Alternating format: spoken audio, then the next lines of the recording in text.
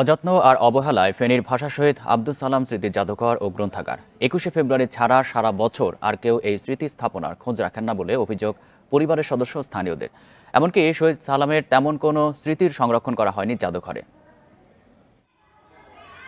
ফেনীর দাগনভূঞা উপজেলায় ২০০৮ সালে ভাষা শহীদ আব্দুস সালামের বাড়ির পাশে নির্মাণ করা হয় সালাম স্মৃতি জাদুঘর ও গ্রন্থাগার।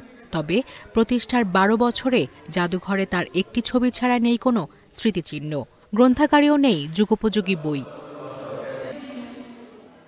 এমনকি সেখানে যাতায়াতের একমাত্র সড়কটিও নদী ভাঙনে বিলীন হওয়ার পথে।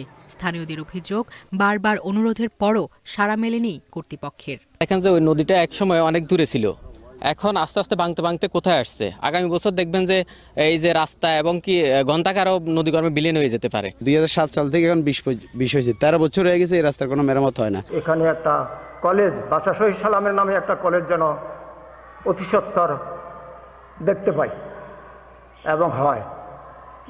আর এখানে যে সালামনগরের পাশে যে রাস্তাটা আছে এটা নদী ভাঙ্গনের ফলে ভেঙে গেছে, এটাকে কোনো মেরামত করার একান্তভাবে প্রয়োজন মনে করি।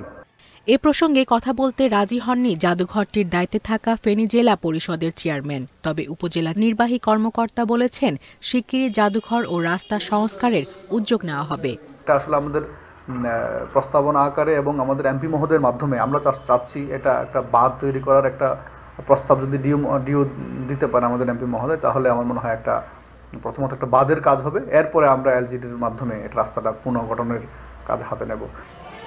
১৯৫২ সালে মাত্র ২৭ বছর বয়সে ভাষার জন্য জীবন উৎসর্গ করেন আব্দুস সালাম। ২০০০ সালে তাকে মরণোত্তর ২১শে পদক দেওয়া হয়।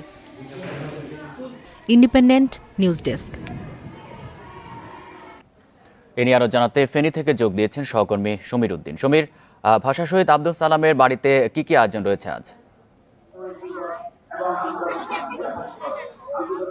আপনাকে বলে রাখি যে আজকে মহান ২১শে ফেব্রুয়ারি আন্তর্জাতিক মাতৃভাষা ফেনীর যে কৃতি সন্তান সালাম তার গ্রামের বাড়িতে আজকে আলোচনা সভা অনুষ্ঠিত হচ্ছে।